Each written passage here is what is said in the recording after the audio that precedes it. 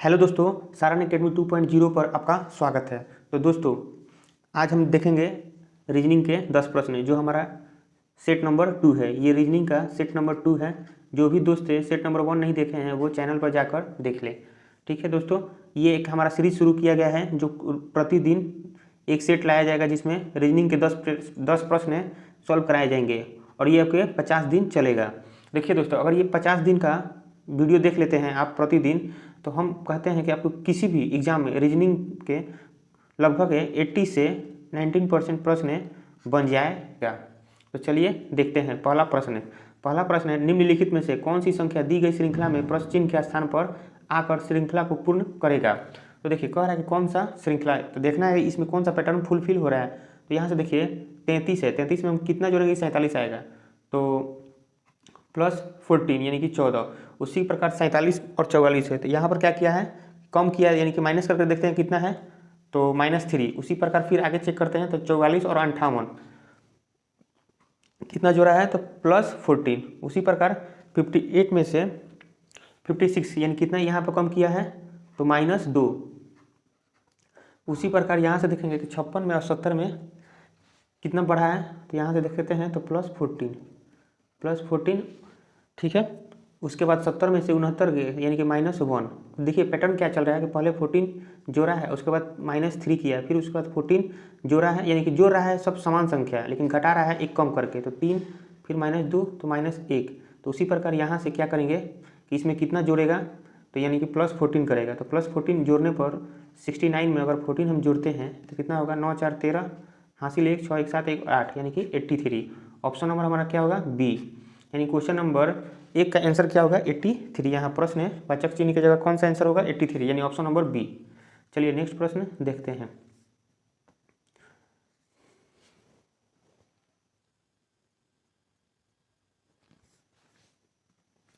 Question number 2 है, एक निश्चित कूट भाषा में फोर्स को 47 के रूप में कूटबद्ध किया जाता है और ग्रीन को 49 के रूप में कूटबद्ध किया जाता है, तो उसी भाषा में फ्लेवर को किस प्रकार कूटबद्ध किया जाएगा। तो देखिए कह रहा है जिस प्रकार फोर्स को हम 47 लिख रहे हैं, उसी जिस प्रकार ग्रीन को 49 लिखते हैं, तो उसी प्रकार फ्लेवर को क्या लिखेंगे। तो देखिए सबसे पहले फोर्स में देखते हैं, तो फोर्स CE, फोर्स को क्या लिखा है, तो 47। तो देखिए फोर्स का एफ का मान कितना होता है, एफ का स्थानीय मान होता है 6, ओ का क्या होता है, तो 15, आर का कितना होता है, तो 18, और सी का कितना होता है 3, और ई का कितना होता है 5।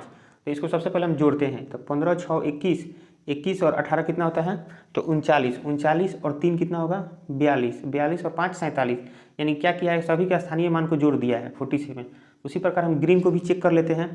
तो यहाँ से देखिएगा ग्रीन GREEN, तो देखिए जी का मान स्थानीय मान कितना होता है 7, उसी पर आर का कितना होता है, तो 18, ई का 5, एन का कितना होता है 14 यानी कि 14।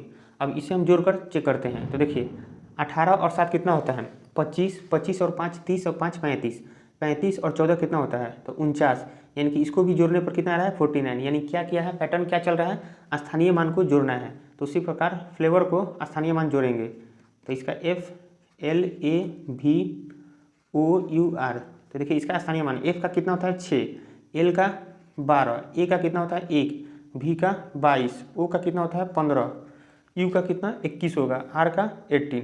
तब इन सभी को हम जोड़ेंगे, तो 12 6 18, 18 1 19, 19 और 22 कितना होता है, तो 19 और 1 20, 20 और 41, 41 और 15 कितना होता है 41 और 15, तो 46 56, 56 हुआ, 56 और 21 कितना होगा 57 67 77 होगा, 77 और 18 कितना होगा, यानी कि 77 और 18, तो 8 7 15 का 5 हासिल 1, 7 1 8 1 9, यानी कितना होगा 95। यानी कि फ्लेवर का क्या होगा कूटबद्ध, तो 95 होगा, 195। ऑप्शन नंबर ए 2 का राइट आंसर क्या होगा, ए 195। चलिए दोस्तों नेक्स्ट प्रश्न देखते हैं।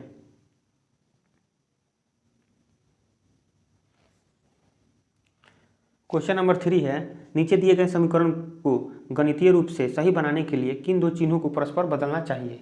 तो देखिए दोस्तों, ऐसे प्रश्न जब दिया रहा है, कह रहा है कि कौन सा इस समीकरण के कौन से 2 चिन्हों को आपस में बदल दें जिससे कि ये जो रिजल्ट हमारा 76 आया है वो 76 आए। तो देखिए, तो सबसे पहले जब भी ऐसा प्रश्न दे तो इसको बाई ऑप्शन से भी चेक कर सकते हैं, या जल्दी बनाने के लिए एग्जाम में सबसे पहले आप क्या कीजिएगा, डिवाइड वाले को चेक कीजिएगा। तो देखिए डिवाइड और मल्टीप्लाई है, अगर हम यहाँ पर मल्टीप्लाई की जगह डिवाइड देते हैं और यहाँ पर जहाँ डिवाइड वहाँ मल्टीप्लाई, देखिए यहाँ से 16 से 36 डिवाइड हो रहा है, पूरी तरह नहीं हो रहा है, तो इसका चांस नहीं है।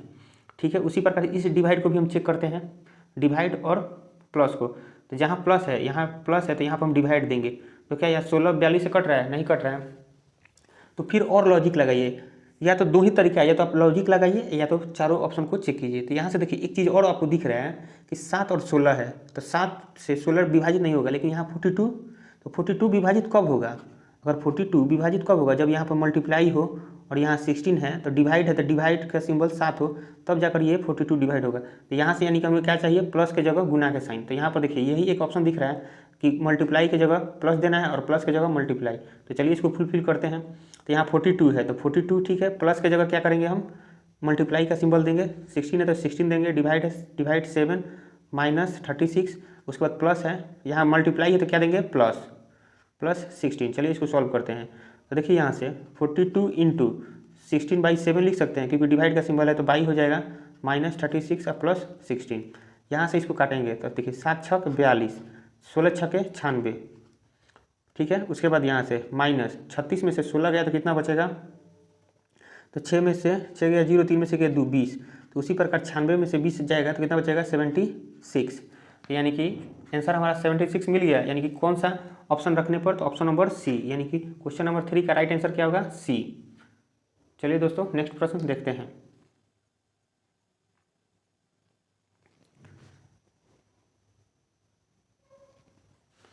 क्वेश्चन नंबर 4 है, कह रहा है कि इस प्रश्न में 3 कथन दिए गए हैं, 3 कथन दिए गए हैं। जैसे यहाँ देखिए कथन नंबर 1 2 3 दिए हुए हैं, जिसके बाद 2 निष्कर्ष 1 और 2 दिए गए हैं। यानी कि निष्कर्ष हमारा कौन दिया है, 1 और 2। यहाँ निष्कर्ष दिया गया है, कथनों को सत्य मानते हुए भले ही वे सर्वयोग्य ज्ञात तत्व से भिन्न प्रतीत होते हों, निर्णय कीजिए कि कौन सा निष्कर्ष कथनों का तार्किक रूप से अनुसरण करता है या करते हैं।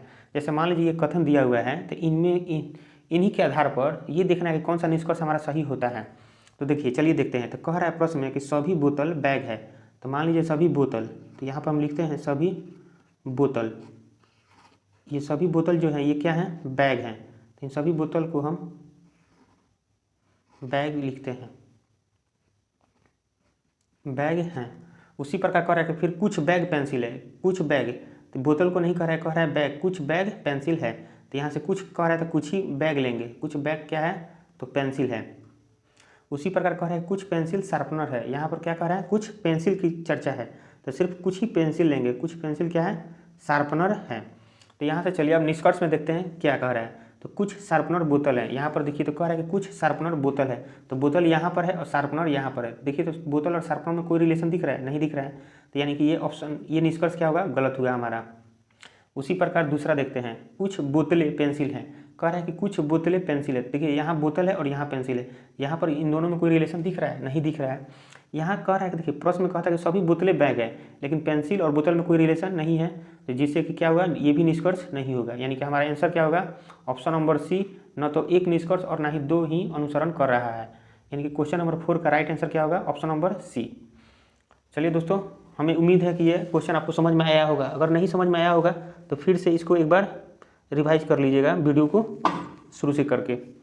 चलिए अब नेक्स्ट प्रश्न देखते हैं।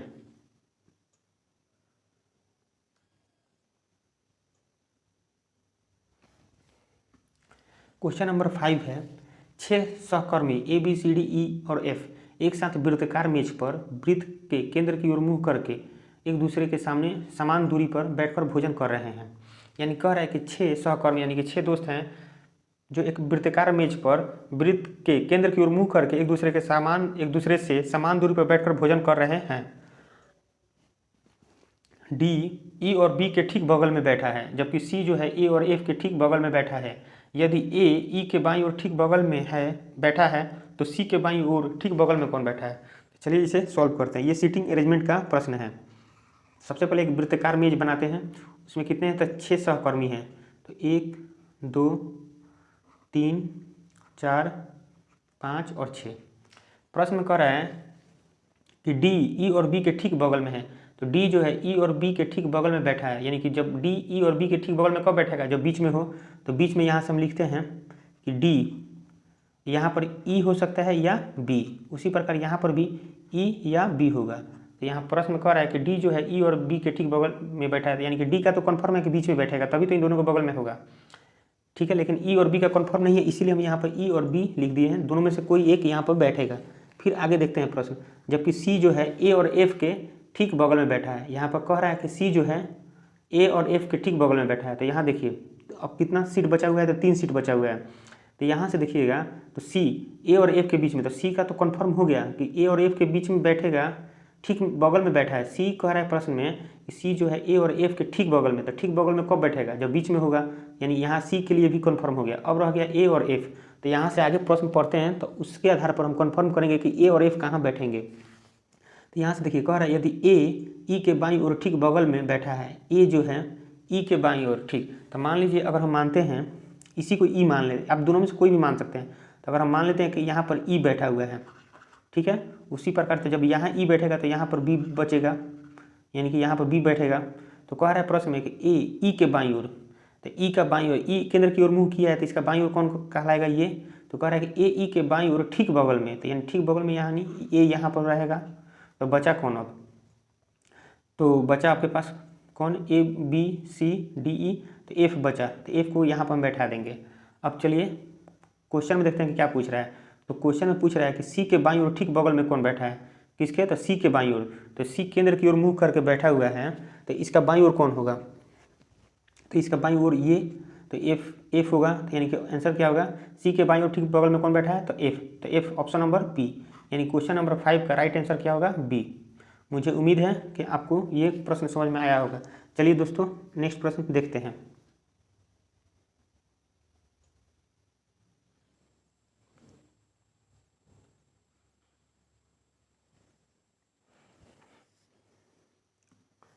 क्वेश्चन नंबर 6 है कि क्वेश्चन नंबर 6 है कि निम्नलिखित में से कौन सी संख्या दी गई श्रृंखला में प्रश्न चिन्ह के स्थान पर आएगी। तो 1 है, 6 है, 31 है, 156 है और क्वेश्चन मार्क है, फिर 3906 है। तो यहाँ पर देखते हैं कौन सा पैटर्न इसको फुलफिल कर रहा है। तो देखिए 1 और 6 है, तो इसमें कितना जोड़ेंगे, तो +5 जोड़ेंगे तो 6 आएगा। फिर उसके बाद 6 में कितना जोड़ेंगे कि 31 आएगा, तो 25 6 31, यानी कि 25 जोड़ेंगे।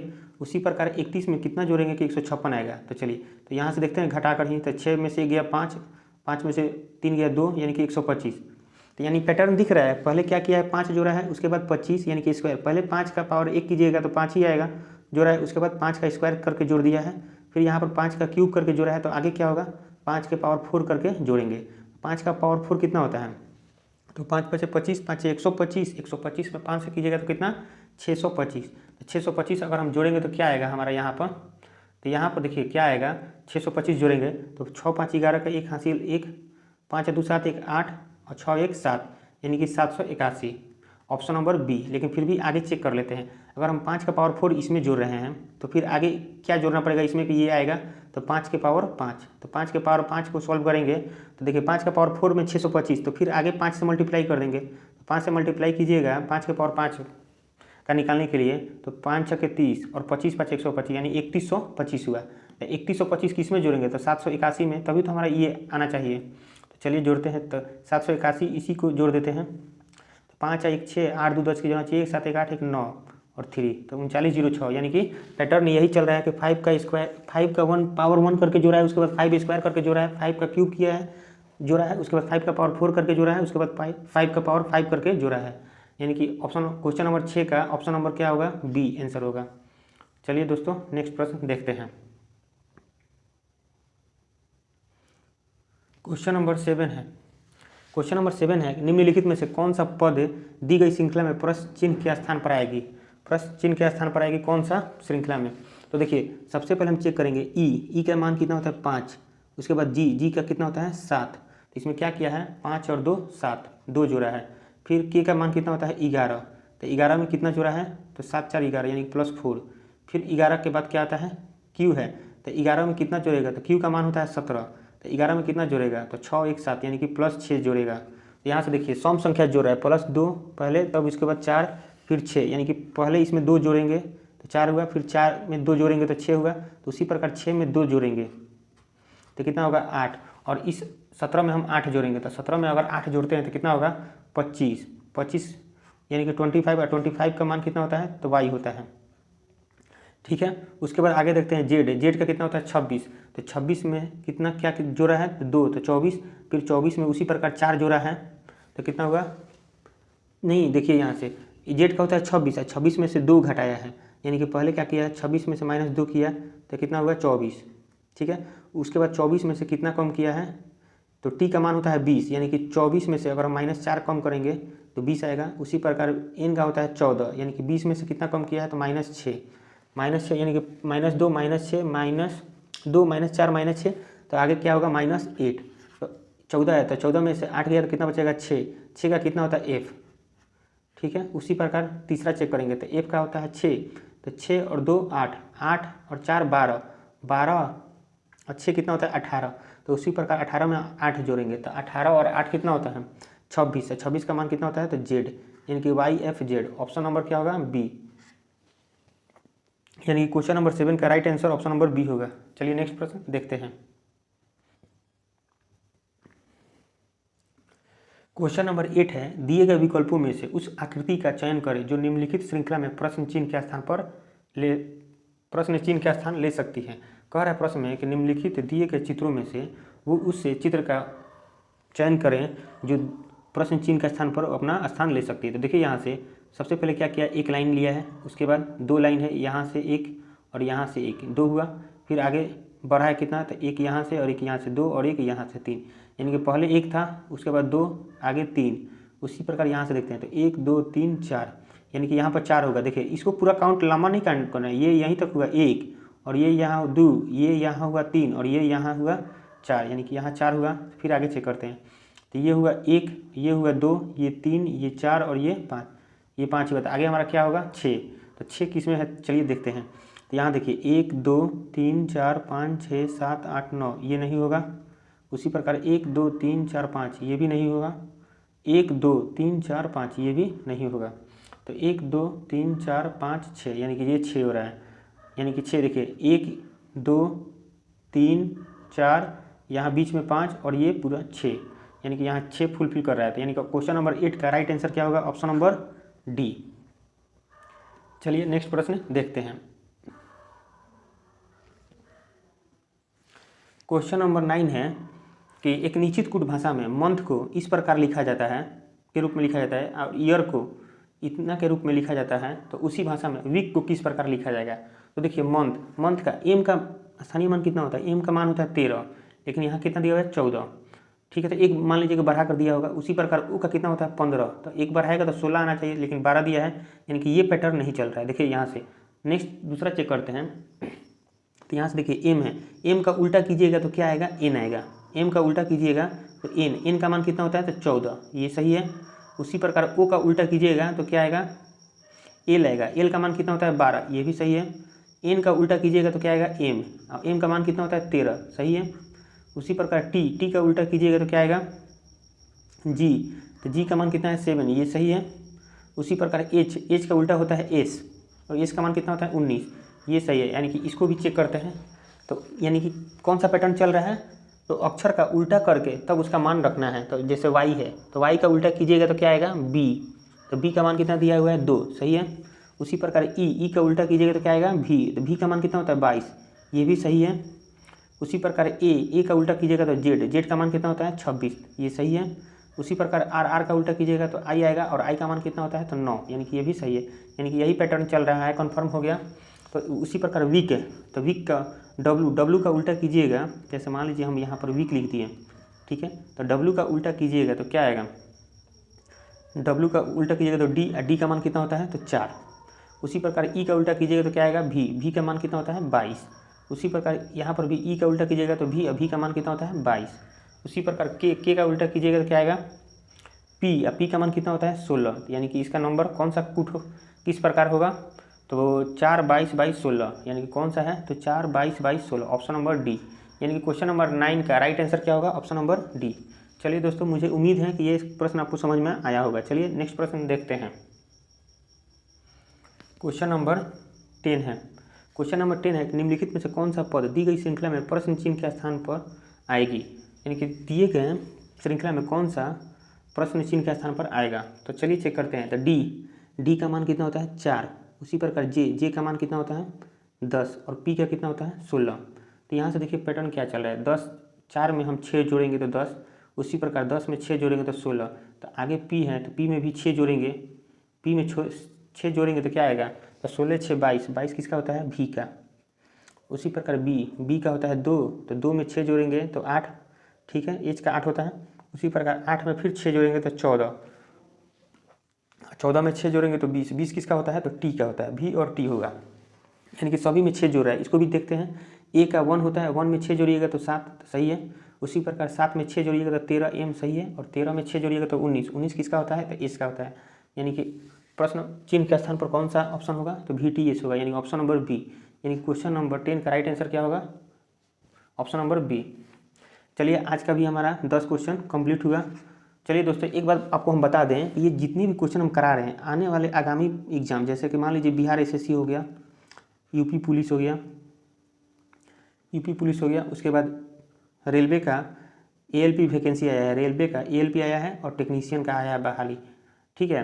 तो ये सभी एग्जामों के लिए बहुत ही इंपॉर्टेंट है, यानी कि इससे क्या होगा कि आपका पूरे 50 सेट जब कंप्लीट हो जाएगा तो यानी आपका बेसिक क्लियर हो जाएगा, और जब बेसिक क्लियर हो जाएगा आप किसी भी एग्जाम में बैठिएगा तो ज़रूर 80 से 90% आपका प्रश्न बनेगा ही बनेगा। चलिए दोस्तों, तो वीडियो पसंद आया हो तो वीडियो को लाइक और चैनल को सब्सक्राइब करना ना भूलें। Thank you.